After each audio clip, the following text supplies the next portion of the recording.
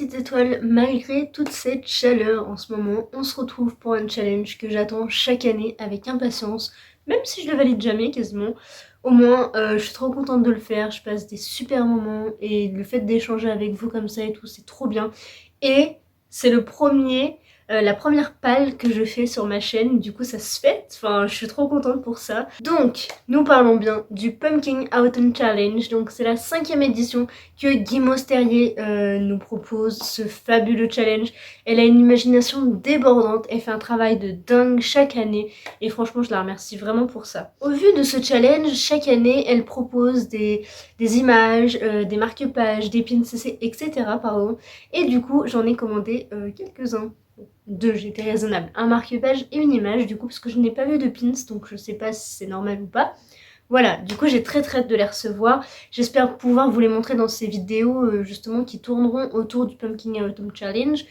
Donc on verra ça. J'ai très hâte de vous les montrer parce qu'ils sont sublimes en tout cas en photo et je ne doute pas qu'elles seront tout aussi belles en vrai. La thématique de cette année c'est le grenier mystère. Je triche, j'ai mes notes juste en dessous parce que sinon j'aurais pas tout retenu. Et du coup le premier thème c'est automne frissonnant. Le deuxième, automne douceur de vivre.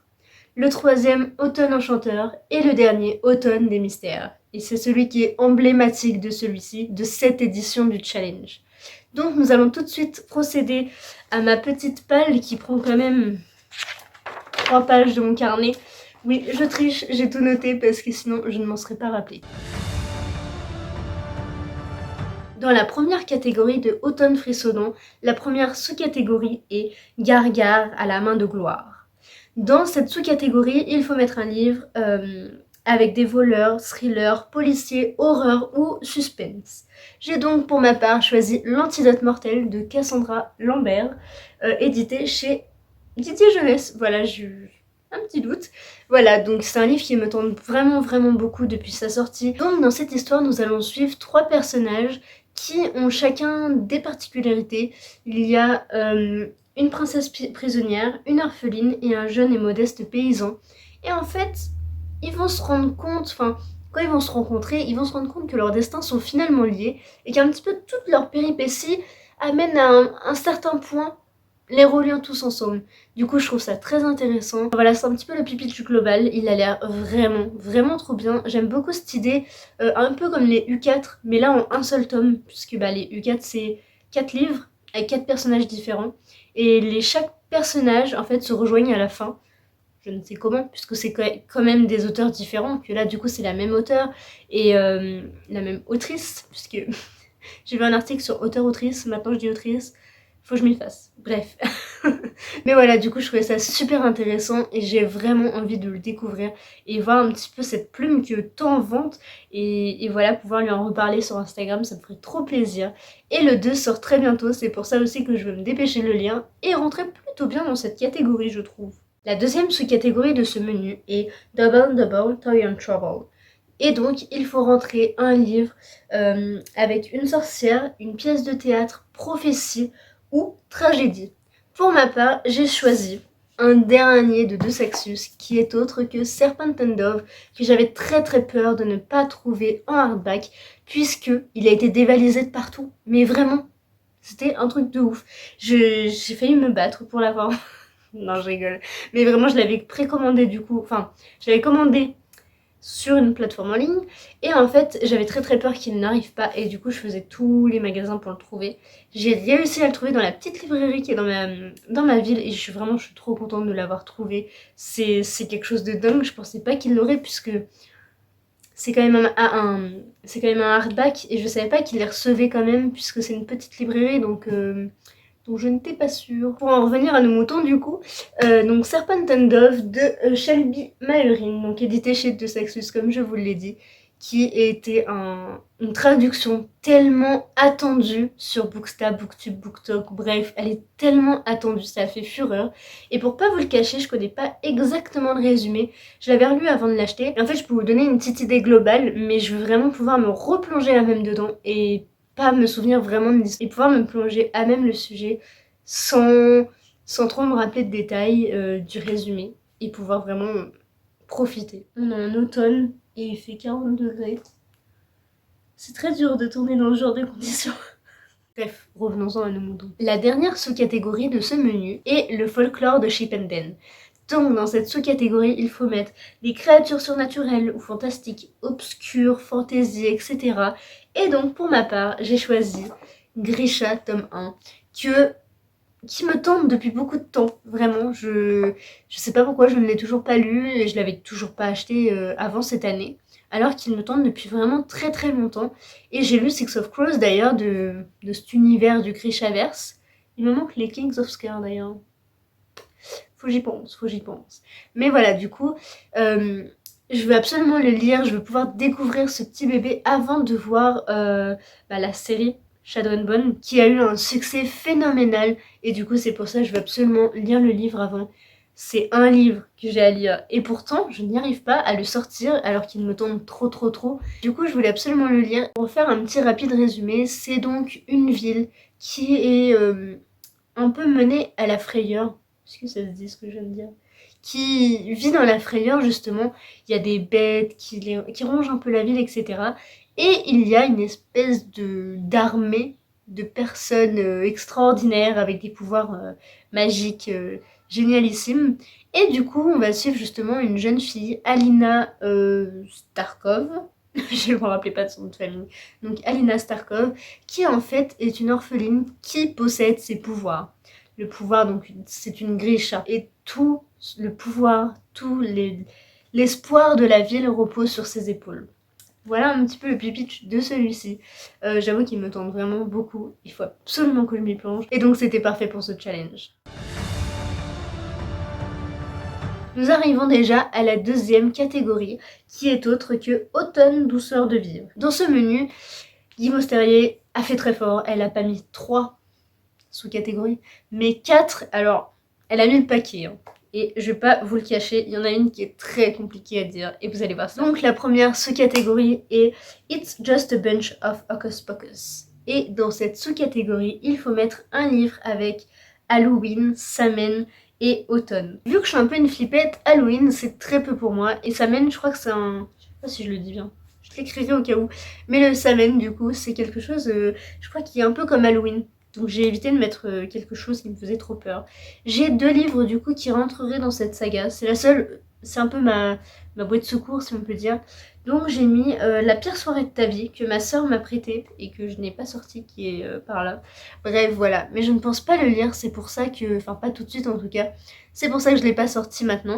Mais je voudrais surtout lire et terminer surtout La Cour des Miracles, donc de Victor Dixon, édité chez Collectionnaire. Je l'avais commencé avec la lecture commune et en fait je l'ai arrêté dès le 2e jour je crois, parce que j'arrivais pas à lire à ce moment-là. Le rythme était peut-être trop haut pour moi et en fait je voyais mon retard s'accumuler au fil des jours et je préférais le mettre de côté et le faire à ma sauce plus tard, c'est pas grave. Voilà, c'était pas essentiel. Moi, tant que je prends du plaisir, c'est tout ce qui m'importe. Je vous l'ai déjà dit à de nombreuses reprises. Mais voilà, j'avoue que j'aimais beaucoup le concept de le faire en lecture commune. Mais c'est pas grave, au moins, je sais que quand je le lirai, bah, je serai à fond dedans et je prendrai du plaisir à le lire. Donc voilà, c'est pour ça. Et là, vous vous dites, mais en quoi il rentre dans cette sous-catégorie? Eh bien pour moi, c'est parce que vu que ça se passe à la cour de Versailles avec des vampires, etc., ça fait assez automnal et halloweenesque, dans le sens où c'est des vampires, mais pas à la Twilight, hein. C'est pas les vampires gentils, c'est des vampires assez flippants, auxquels on n'a pas envie de se confronter, hein. On n'a pas envie de les approcher ni de les bécoter. Donc c'est pour ça que pour moi, ils rentrent quand même un petit peu dans cet aspect halloweenesque en fait. Donc du coup, voilà, c'est pour ça que je l'ai mis là-dedans. Du coup, pour un petit rapide résumé, on se trouve à la cour de Versailles, donc avec Louis XIV, mais au temps de Louis XIV, mais disons que vu que Louis XIV est un vampire, et il est éternel. Ça n'a aucun sens ce que je viens de vous dire. Mais en gros, Louis XIV est éternel, donc il a plusieurs siècles, je crois. Et on va suivre un petit peu tout son règne vampiresque. Je sais pas si ça se dit. Mais voilà, on va le suivre, son règne de la terreur. Et c'est pas un très bon roi, etc. Et il est toujours à la quête de sang. Enfin, Louis XIV, quoi. Donc voilà. Et donc un jour, on va suivre Jeanne Froidelac, qui a un besoin de vengeance. Donc là, je vous fais vraiment le résumé du tome 1, parce que je vais pas vous spoiler le 2. voilà. Mais du coup, elle va vraiment vouloir se venger de cette mania vampiria. En fait, elle va tout faire pour rentrer à la cour du roi, pour pas devenir vampire comme eux, mais justement se venger. Donc voilà, on va suivre un petit peu toute cette histoire. Et le 1 était presque un coup de cœur, il était trop bien, mais c'en était pas un. Et le 2 partait très bien, mais je sais pas, c'était peut-être pas le bon moment, peut-être pas le bon feeling, timing, bref, je sais pas. Mais c'est pour ça que je voudrais le retenter, en plus c'est un peu la période, donc c'est bon. Voilà. La deuxième sous-catégorie, là il me faut vraiment mon carnet proche de mes yeux parce que c'est imprononçable et vous allez voir pourquoi. Hey Gigi, tu ne trouves pas que ça sent drôlement bon à Gutiopipenja? Elle nous l'avait dit, elle nous l'avait dit que ce serait compliqué à prononcer. Et je me suis entraînée, mais c'est... Voilà, c'est un peu compliqué. Du coup, dans cette catégorie, il faut mettre un livre avec un parcours initiatique, jeunesse, famille ou nourriture. Eh bien, j'ai touché le jackpot, j'ai trouvé le livre qui remplit tous les mots-clés, et il s'agit donc de Magic Charlie, le tome 1, qui est vraiment le livre parfait pour cette catégorie, puisque du coup, il remplit vraiment toutes les catégories, que ça soit parcours initiatique, jeunesse, famille ou même nourriture. Donc autant vous dire que quand j'ai lu ça sur Babelio, j'étais plus que ravie. C'est vraiment le livre parfait, et lui, je ne peux pas le bouger de place, il va vraiment rester là parce que... je sais pas, c'est un coup de maître de ma part. Oui, je me jette des fleurs, bref, voilà. Mais du coup, je suis trop contente de pouvoir le sortir, même si c'est pas l'époque à laquelle je voulais le sortir. Je voulais pas le lire ni en été ni en hiver, mais du coup, je voulais vraiment le lire plus printemps ou du coup automne, ça va passer. Enfin voilà, du coup pour celui-ci, je vous laisse aussi aller en barre d'infos. Je connais vaguement le résumé, mais j'ai pas envie de cafouiller comme ça. Donc je vous laisse aller voir. Je vous en reparlerai rapidement, donc le résumé vous l'aurez incessamment sous peu quand je le lirai dans tous les cas, sauf si je le lis pas dans ce challenge, ce qui peut arriver, puisque souvent je ne remplis pas mes challenges, je les blinde à fond de bouquins, mais parce que j'adore faire ça, mais je les lis pas. Voilà, c'est l'histoire de ma vie. Bref. Donc voici pour celui-ci. En tout cas, j'avais lu la BD Le Grimoire d'Elphie, donc de Audrey Alouette, qui était donc avec d'autres auteurs, et j'avais tellement adoré, donc je me dis que celui-ci peut être aussi une très très bonne lecture, et je sais que c'est le livre qui a fait aimer la lecture Akimi Collections, donc je suis vraiment plus que ravie de pouvoir le découvrir enfin. La troisième sous-catégorie est « Il suffit de se souvenir de rallumer la lumière ». Donc c'est une, je trouve c'est une citation toute douce, je sais plus exactement d'où elle vient, c'est un détail. Du coup, dans cette sous-catégorie, il faut mettre un livre feel good, santé mentale et émotion. Du coup, j'ai trouvé la saga parfaite. Oui, j'ai bien dit la saga. Mais c'est parce que c'est des mangas. Et du coup, j'ai sélectionné Orange, donc les 6 tomes. J'ai déjà lu le tome 1. Donc, du coup, j'ai déjà lu le tome 1. Mais je pense vraiment le relire, en fait, déjà pour faire une vidéo sur toute cette saga. Et en même temps, comme ça, j'attaquerai avec la suite. C'est un petit peu dur à porter. Bref, je vais prendre que le tome 1. Voilà, je pense que je vais relire le tome 1, histoire de me remettre bien dans le bain et pouvoir faire toute la saga d'un coup. Et comme ça me fera une bonne journée de lecture, mais ce serait trop cool, comme ça je commence, même si c'est un petit peu fait, et je termine cette petite saga de manga toute kiki. Du coup, dans cette histoire, on suit Nao, une jeune fille qui, un matin, est en retard pour aller au lycée. Et elle va recevoir une lettre. Elle ne va pas l'ouvrir tout de suite, etc. Et à un moment donné, quand elle l'ouvre, elle lit, etc. Et c'est une lettre d'elle à 21 ans, je crois, enfin bref, elle est un peu plus vieille, qui parle à elle de 15 ans. Donc c'est comme si on s'envoyait des lettres dans le passé, vous voyez ce que je veux dire? Et en fait, du coup, au début, elle les croit pas, elle dit c'est pas possible, voilà, c'est des coïncidences, c'est des trucs qui peuvent arriver, etc. Et en fait, plus elle avance, et plus elle se rend compte que c'est réel, que ces événements qu'elle décrit dans ses lettres, ça se passe vraiment. Et du coup, elle va commencer à y croire, etc. Et elle a une mission, sauver un de ses amis. Voilà, j'en dirai pas plus, mais c'est vraiment, autant je suis pas une énorme fan de manga, vous le voyez, j'ai principalement des romans, mais j'avoue que cette petite saga de manga m'a énormément touchée, j'ai adoré, je crois que j'ai limite pleuré dans ce tome 1, c'était que le tome 1, donc, donc voilà, c'est pour ça que je l'ai sélectionnée, puisqu'elle est très émotive, elle parle pas mal aussi de santé mentale du coup avec ce jeune garçon, et c'est très feel good. Voilà, pour moi ça rentre parfaitement dedans. Et pour pas que ça semble si simple, parce que j'aime bien me donner des défis en plus, évidemment, et bien j'ai sélectionné toute la saga, puisque bon, il n'y a pas 50 tomes, hein, j'aurais pas mis tous les One Piece par exemple dans une catégorie, mais au moins là du coup je me dis c'est un peu équivalent à un roman. La dernière sous-catégorie de ce menu est j'ai un dragon et j'hésiterai pas à faire feu. Et du coup dans celle-ci il faut mettre un roman avec de l'humour, illustré, animaux et anthropomorphisme. Donc du coup j'ai pas mal hésité avec certains romans. Je me suis dit peut-être celui-là pourrait rentrer, celui-ci aussi, etc. Et en même temps je me suis dit c'est un peu compliqué, mais j'ai quand même réussi à trouver. Donc j'ai sélectionné Nevermore, le tome 2, pardon, donc de Wanderer, donc de, je sais plus l'auteur, de Jessica Thompson, édité chez PKJ. Comme vous le savez, dans mes vlogs passés, j'ai lu le tome 1. Au début, j'avais un petit peu de mal à accrocher, puis plus j'avançais au final, plus ma panne de lecture s'est un petit peu réglée. Et du coup, j'ai vraiment apprécié ma lecture, et du coup, je voulais vraiment découvrir ce petit tome 2. Et le 3 sort le 16 septembre. On est en quel mois? C'est bien ça, sur le 16 septembre. Donc du coup, je me dis que c'est l'occasion de le découvrir. Ça rentre parfaitement dans cette catégorie, puisqu'il y a des animaux. On peut déjà en voir la preuve ici. Puis il y a un chat, etc. Donc une magnifique chatte. Donc voilà. Donc je me dis que c'est le livre parfait. Il y a un peu d'humour par moment. Enfin, illustré, non, du coup. Oh, quoique. Si on peut dire que c'est illustré. Il y a des petits dessins devant chaque chapitre. Donc comme ceci. Donc je me dis qu'en fait c'est un livre qui rentre parfaitement là-dedans. Donc dans cette histoire, on va suivre Morrigan Crow, une jeune fille maudite. Elle sait qu'à ses 11 ans, au Merveillon, c'est ça, je me rappelle plus du nom, au Merveillon, elle va mourir. Et le monde entier, toute sa ville lui rejette la faute sur elle. Son père est à la limite de ne pas l'aimer à cause de ça, etc. C'est une vie qui est très dure pour elle, etc.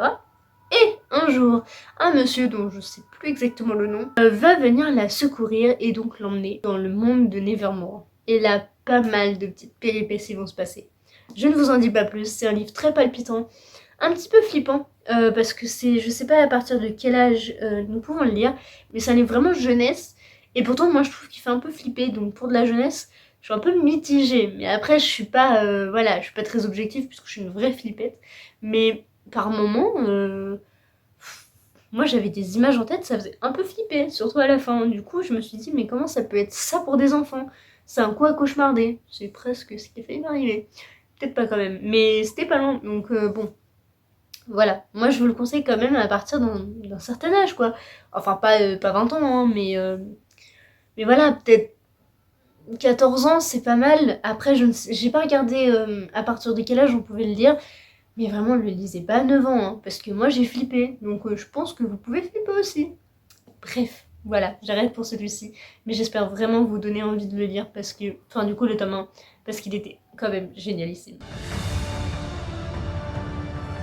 Nous arrivons déjà au troisième menu, qui est Automne Enchanteur. La première sous-catégorie est la lunette de pierre, c'est extra, quand on veut voir ce qui ne se voit pas. Donc dans cette sous-catégorie, il faut mettre Petit Peuple, Féerie, Nature, Nature Writing. Je sais pas pourquoi j'ai pas compris ce petit mot-clé, faudrait que j'aille chercher. Mais j'avoue que j'avais déjà trouvé le livre qu'il me fallait pour toute cette petite catégorie, donc j'ai pas cherché plus loin. J'en ai sélectionné plusieurs. J'avais sélectionné des mangas, peut-être que je rajouterai au fil du temps dedans, qui sont tout là-bas. Mais, mais voilà, peut-être que je les rajouterai si besoin ou quoi. Mais du coup, je voulais mettre Mystic Land, donc de Marta Alvarez, pardon, et de Laïa Lopez. Que Laïa Lopez, si vous vous souvenez un petit peu, c'est l'auteur de Strawberry Moon et Blue Moon, que j'avais simplement adoré. Et c'est pour ça que j'ai craqué pour celui-ci, qui est trop kiki. Vraiment. Par contre, je crois que je me suis déjà fait spoiler. Vraiment, j'ai regardé la fin et je crois que je me suis spoilée toute seule, genre, je suis un petit peu dégoûtée. Mais voilà, Laïa Lopez a surtout fait les illustrations, puisque de base, il me semble qu'elle est illustratrice. Donc voilà, mais moi je trouve qu'il est trop beau. Donc je ne pouvais pas passer à côté, vous en doutez bien. Voilà, côté résumé, on va suivre 5 fées du coup qui règnent sur un royaume et vont tout faire pour le protéger, puisque c'est un peu les protectrices du royaume, les chefs du royaume, bref voilà. Et un jour il va se passer quelque chose et elles vont devoir résoudre toute cette petite, pas enquête, pas ce petit mystère, mais ce petit truc qui chagrine la ville. Voici pour celui-ci que j'ai très très hâte de lire. La deuxième sous-catégorie de ce menu est nom d'une dune. Nom d'une apostrophe dune. La dune. Bref, c'est peut-être incompréhensible à l'oral, mais quand on le voit écrit, c'est très compréhensible. Donc du coup, dans cette sous-catégorie, il fallait mettre un livre parlant d'écologie, d'anticipation, un science-fiction, une science-fiction, une, bref, et ou un post-apocalyptique. Alors j'adore les post-apocalyptiques, mais du coup j'ai pas sélectionné cette partie-là, on va dire, des mots-clés. J'ai plutôt sélectionné le côté écologie, et j'ai choisi Extincta, que j'avais commencé, vous pouvez le voir, hein, j'ai mis les petits post-it, mais que je n'ai pas terminé. Et c'est insupportable de faire ça. J'avais quand même lu une bonne petite partie, quoi. J'ai lu quand même ça. Il me reste quand même tout ça à côté. Mais voilà, et du coup, je ne l'ai jamais terminé, alors qu'il était très bien au début. Et apparemment, plus on avance, et plus c'est bien. Et je sais que beaucoup ont adoré, donc je me dis, il faut absolument que je le lise. Du coup, c'est un peu l'occasion de le sortir. En plus, il est vert avec des serpents, ça fait très serpentard, très halloweenesque. Bref, du coup, voilà, c'est vraiment le roman. En plus, qui est un peu science-fiction en soi. Écologie, science-fiction.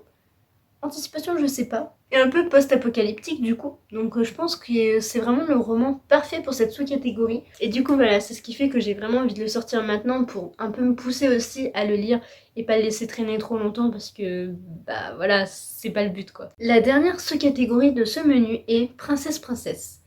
Pour vous situer un petit peu la référence, Princesse est un livre de Kyle O'Neill que du coup j'ai découvert un peu avant, avec d'autres de ses romans, je sais plus, Le Dragon de thé je crois. Je n'ai lu aucun livre de cette personne, mais je me dis que ça peut être l'occasion avec ce challenge. Ça me fait encore acheter un livre et du coup ma palle ne réduit pas. Mais du coup, j'en ai quand même mis un dedans, parce que je veux aussi vraiment le lire et je pense qu'il va très vite y passer. Les mots-clés sont donc inclusivité, LGBTQIA+, et féminisme. J'ai donc choisi Le voleur de fumée, donc de Sally Green, édité chez J'ai lu, parce que c'était un roman avec justement un personnage, je crois, LGBT. Donc je me suis dit que c'était l'occasion de le découvrir autre que les périodes où il n'y a pas de challenge. Je me dis pourquoi pas, ça peut me donner aussi un ultimatum un petit peu comme Extincta, puisque ça fait un petit moment que je l'ai, je crois que ça fait 1 an celui-ci. En soi c'est pas énorme, mais voilà. En plus, Amy Moonbook m'a vraiment redonné envie de le découvrir. Donc je me dis c'est le moment, et le tome 2 est sorti, vous le voyez juste ici. Donc voilà, je me dis que c'est l'occasion de le découvrir. Pour le résumé, pareil, je vous laisse aller en barre d'infos parce que c'est un petit peu flou et j'ai pas envie de dire n'importe quoi. Et en plus, je veux aussi me replonger un peu plus à même le sujet. Donc je vous laisse aller voir par vous-même. Nous arrivons au dernier menu, à la dernière catégorie qui est Automne des mystères. Donc c'est vraiment la partie emblématique du coup de ce challenge, de cette 5e édition si vous voulez. Et donc dans un premier temps nous avons le destin perdu. Les mots-clés sont temps, horloge, énigme, puzzle, historique et steampunk. J'ai donc sélectionné, enfin disons que ça s'est un petit peu fait tout seul, La Clé Noire, donc le joyau tome 3 de Amy Ewing, édité chez Collectionnaire, car je l'ai terminé hier et en fait ça parle d'horloge, de temps, historique. Je me dis ça passait parfaitement dedans. J'avais pas sélectionné celui-ci à la base, mais en même temps, vu que je l'ai plus lu cette semaine, à partir du 1er septembre, je me dis même si je l'ai commencé avant, c'est pas grave, je déborde un peu. Voilà, du coup je voulais absolument le mettre dedans. Et comme ça c'est mon premier livre de valider pour une fois, je le fais rapidement. Enfin voilà, du coup j'ai sélectionné celui-ci. Pour faire un petit résumé rapide, on va suivre du coup Violette Lastings, une jeune femme qui est dépistée en gros pour devenir mère porteuse. Elle est donc envoyée à Southgate, qui est en fait un institut où ils sont préparés. Et donc il y en a 4, les 4 points cardinaux, Northgate, Southgate, Eastgate et Westgate. Et du coup le jour de la vente aux enchères arrive et elles vont se faire vendre. Mais elles sont vendues comme des numéros. Comme par exemple, moi je suis lot 197, et voilà. Du coup on m'achète comme ça et en fait on m'appelle juste Lot 197, c'est sympa hein. On adore être un objet, c'est génial. Mais du coup les pauvres, elles ont vécu des choses des fois bien, peut-être un peu parce qu'elles ont été matrixées, et des fois vraiment horribles. Et en fait du coup cette jeune femme est un peu particulière en soi, et du coup elle va se révolter. Et voilà, je vous en dis pas plus parce que c'est trop bien. Et je veux absolument que vous découvriez cette trilogie dystopique qui est fabuleuse, riche en rebondissements. Le 2 est mon tome préféré, mais vraiment. Et voilà, vraiment, je l'ai adoré. Et du coup, je suis vraiment trop contente de l'avoir lu, il était fantastique. La deuxième sous-catégorie est Les ruines de l'Atlantide. Donc dedans, les mots-clés sont conte, morale, philosophie, mythe et légende et récit métamorphique. J'ai eu un petit peu de mal à choisir un livre dedans. Et en fait, je me suis souvenue que j'allais recevoir les Percy Jackson. Du coup, vu que je suis un petit peu omnibulée par ça en ce moment, par Percy Jackson, les films comme les livres, du coup, bah voilà, je l'ai sorti et je vais le commencer dès ce soir, puisque bah, j'ai terminé La Clé Noire. Donc il m'attendait, vraiment il m'attendait et j'ai trop hâte de le découvrir. Ce sera donc ma deuxième lecture du challenge en cours, puisque il a débuté le 1er septembre. Nous sommes déjà le 7. J'avoue, je suis un petit peu en retard dans cette vidéo. Mais voilà, c'est pas grave, j'ai des excuses. Heureusement que ce challenge se termine le 30 novembre, comme ça me laisse du temps un petit peu pour lire tout ça, puisque vous voyez déjà la pile qui se forme juste à côté de moi. Et il me reste donc lui et 2 autres à vous présenter. Voilà, c'est du n'importe quoi, j'ai tout mis. Moi je mets tout comme ça, au moins j'ai un choix immense et je prends du plaisir, peu importe. Et mon but c'est pas de remplir le challenge, de le valider ou quoi. C'est un plus, je l'ai déjà fait, hein, j'ai réussi une fois et je suis très contente. Mais, mais du coup voilà, pour Percy Jackson, je ne sais plus le résumer. Et je ne l'ai pas encore commencé à proprement parler, donc je vous laisse vraiment aller en barre d'infos aussi. Voilà, après tout le monde connaît un petit peu Percy Jackson, c'est pour ça aussi pas le résumé. Parce que c'est quand même vachement connu. Ensuite, la troisième et avant-dernière sous-catégorie de ce challenge est En avant Yvette Tempête. ça me tue de rire.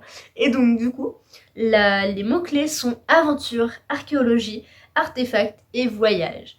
Et puisqu'un Percy Jackson ne suffisait pas, j'ai pris le tome 2. Voilà, du coup comme ça, je vais pouvoir lire déjà les 2 premiers. J'enchaînerai peut-être avec la suite et j'essaierai de les insérer quelque part dans mon challenge, puisque souvent, ma palle que vous voyez n'est pas exhaustive et elle change assez souvent. Bref, c'est comme ça, je préfère le faire au feeling, c'est mieux. Donc voilà, j'ai sélectionné donc le tome 2 et je suis vraiment trop contente parce qu'il me tente tellement que... En plus, c'est tout petit, donc ça c'est cool. Donc voilà, j'avais vraiment trop hâte de pouvoir découvrir Percy Jackson, vraiment, et autre que par les films, parce que c'est pas pareil. Et je sais que du coup ça fera plaisir à Muffin Sans Books sur Bookstagram, qui adore Percy Jackson. Enfin voilà. Nous arrivons à la dernière sous-catégorie qui est autre que cabinet de curiosité. J'aime beaucoup cet aspect de cabinet en fait qui fait un peu...